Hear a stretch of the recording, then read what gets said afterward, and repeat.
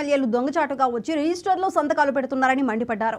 ప్రశ్నలు అడుగుతున్నారే తప్ప సభకు రావట్లేదన్నారు. దొంగచాటుగా దొంగల మాదిరి వచ్చి సంతకాలు పెట్టడం ఏంటని నిలదీశారు. ఎన్నికైన సభ్యులు సగర్వంగా సభకు రావాలని సూచించారు. సభకు ఎన్నికైన గౌరవ సభ్యులు సగర్వంగా సభకు రావాలి. ప్రజలు ఎన్నుకున్నారు మిమ్మల్ని, సభలోకి వెళ్ళి మా సమస్య మాట్లాడమని. సభకు రావాలి. ఎవరికి కనిపించకుండా వచ్చి సభ్యులు హాజరు పట్టికలో సంతకాలు చేసి వెళ్ళిపోతున్నారండి దొంగలలాగా వచ్చి. మీరు గౌరవ సభ్యులే, ప్రజలు ఎన్నుకున్నారు, మీరు ఎమ్మెల్యేస్.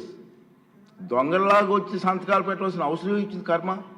ఒకసారి ఎమ్మెల్యేగా గౌరవప్రదమైన దీంట్లో ఉండి హాజరు పట్టికలో సంతకం చేసి సభకు ఆ మొహం చాటేయడం వారికి గౌరవాన్ని తగ్గించిందే తప్ప పెంచదని చెప్పి నా తాలూకు అభిప్రాయం.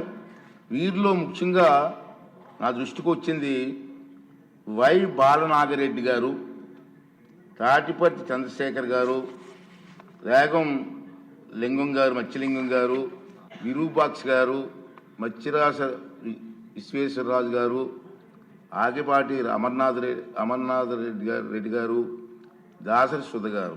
మనం చూసాం. మనం గవర్నర్ ప్రసంగం ముగిసిన తర్వాత అంటే ఫిబ్రవరి 24వ తేదీ తర్వాత వేరు తేదీల్లో ఫిట్నెస్ రిజిస్టర్లో సంతకాలు పెట్టేట్టు నా దృష్టికి వచ్చింది.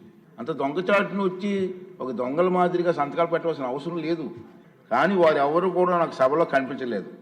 సంతకాలు ఉన్నాయి కానీ సభలో కనిపించారండి మీకు ఎవరికన్నా? నాకైతే కనిపించలేదు. ఇది ఎంతవరకు సమంజసం వారే నిర్ణయించుకోవాలి.